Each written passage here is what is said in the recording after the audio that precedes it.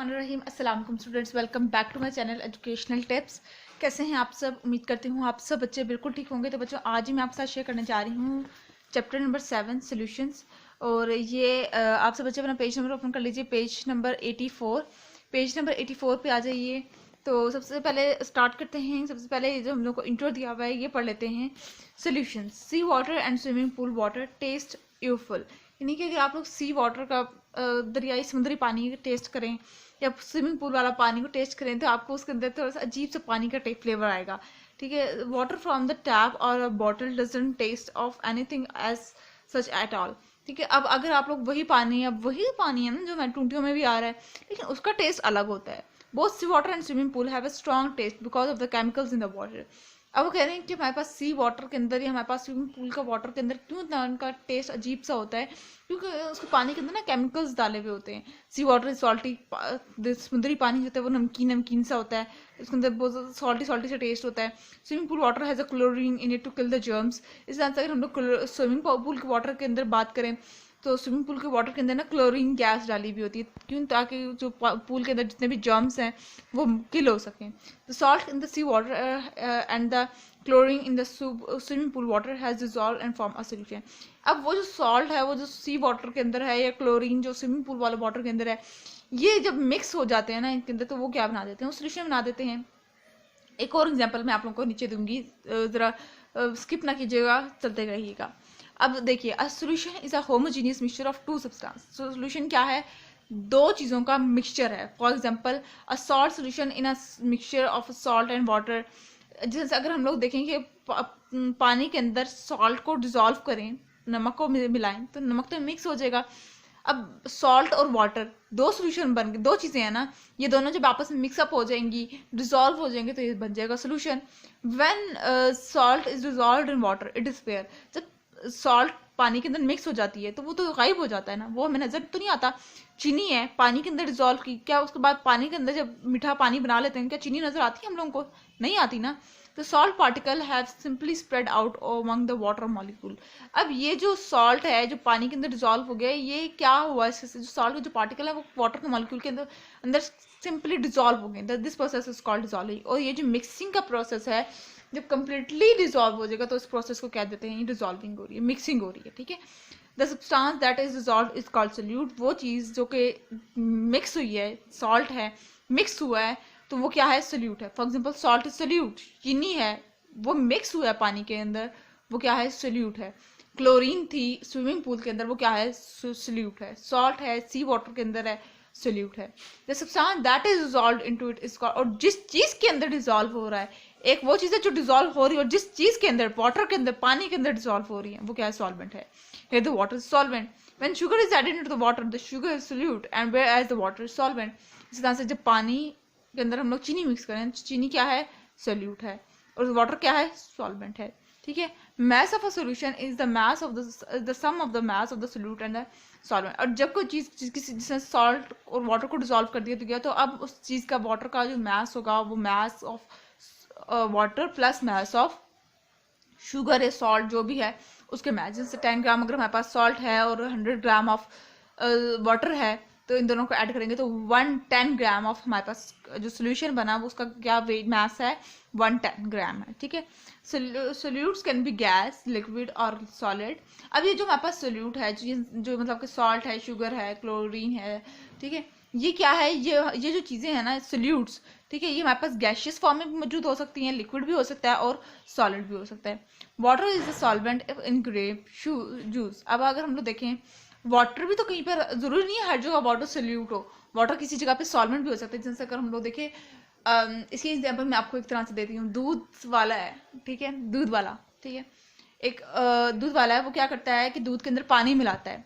अब यहाँ पर दूध की क्वांटिटी ज़्यादा होती है, पानी की क्वांटिटी कम होती है। याद रखिएगा, जिस चीज़ की क्वांटिटी कम होती है ना वो हमेशा सोल्यूट होता है, और जिसकी क्वांटिटी ज़्यादा होती है वो सॉल्वेंट होता है। ठीक है। अच्छा, सॉरी, जिसकी क्वांटिटी जैसे एग्जैक्टली यही मैं से बता रही हूँ।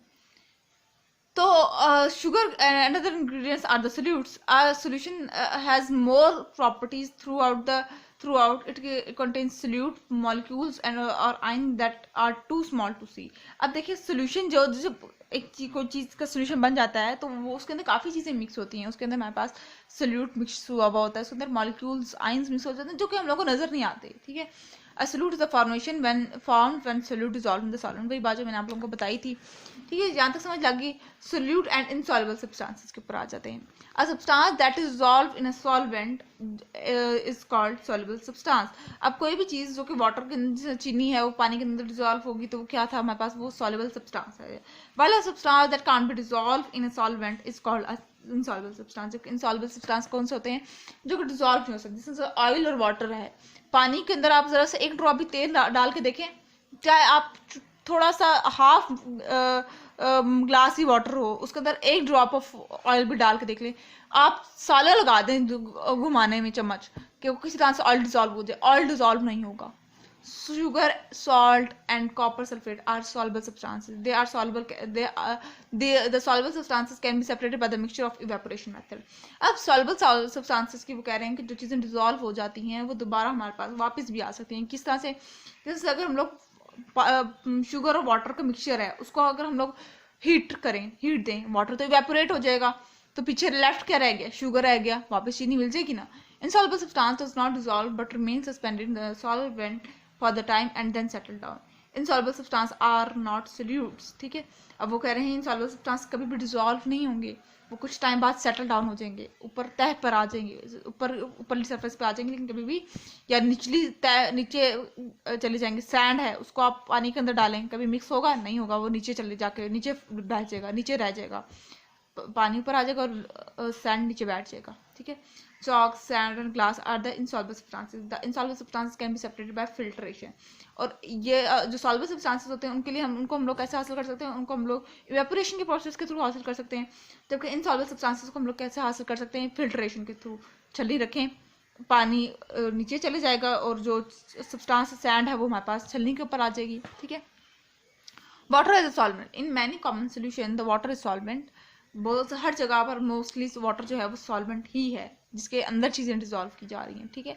वो water dissolve so many substances that it is often called universal solvent. Water के अंदर इतनी ज़्यादा सलाहियत है कि वो काफ़ी सारे सब्सटेंसेस को अपने अंदर डिजॉल्व कर सकता है. इसी वजह से वाटर को हम लोग यूनिवर्सल सॉल्वेंट भी कहते हैं. Life depend on water solution. Nutrients by plants are dissolved in the water, in the soil. Water is a solvent in the blood, saliva, sweat, urine and tears. ठीक है.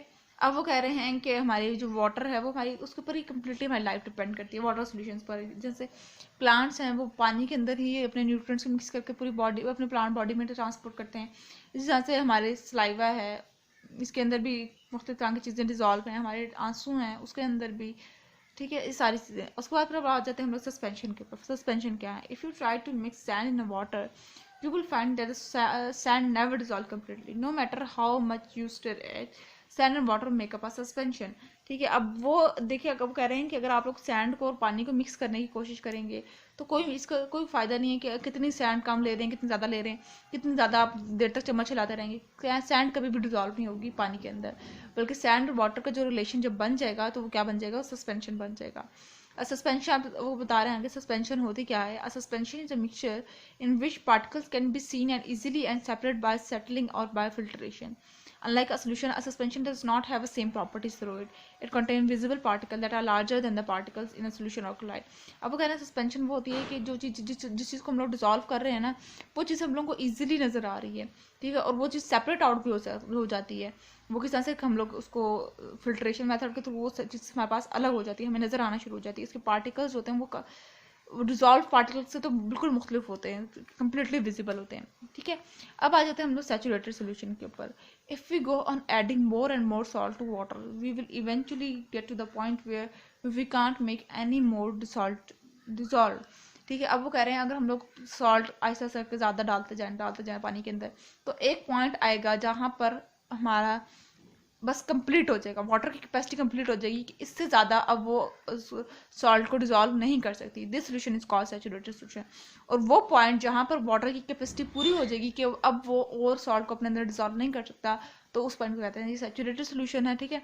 It has dissolve as much as salt as it can hold. अब पानी ने अपने अंदर उतना salt dissolve कर लिया जितना वो सह सकता है।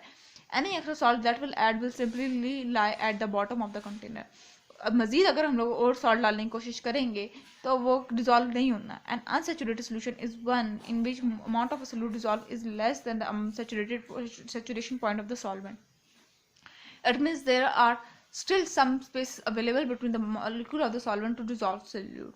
Unsaturated solution क्या है कि यहाँ पर वो है कि इसमें जो सोल्यूट की जो अमाउंट है वो जो डिजोल्व सोल्यूट वो लेस है, उसको सेचुरेशन पॉइंट से ज़्यादा, मतलब सॉल्वेंट के अमाउंट से कम है, ठीक है। इसका मतलब ये है कि अभी थोड़ी बहुत स्पेसेस मौजूद हैं कि इसके अंदर सोल्यूट के अंदर थोड़े थोड़े स्पेसेस मौजूद हैं कि इसके अंदर भी चीज़ें और डिजोल्व हो सकती हैं, ठीक है। इंशाल्लाह नेक्स्ट लेक्चर के अंदर मैं आपके साथ dilute and concentrated solution share करूंगी। ये था आज का लेक्चर। होप्स आपको आज का लेक्चर समझ आ गया होगा। अगर आज का लेक्चर आप सबको समझ आ गया है तो मेरे चैनल को सब्सक्राइब कर दीजिएगा, वीडियोस को लाइक कर दीजिएगा और साथ साथ बेल आइकन को प्रेस करना मत भूलिएगा। इससे मेरी आने वाली हर लेटेस्ट अपडेट सबसे पहले आप तक पहुंचेगी। मिलती है किसी वीडियो में। दुआओं में याद रखिएगा, अपना ख्याल रखिएगा। अल्लाह हाफिज़।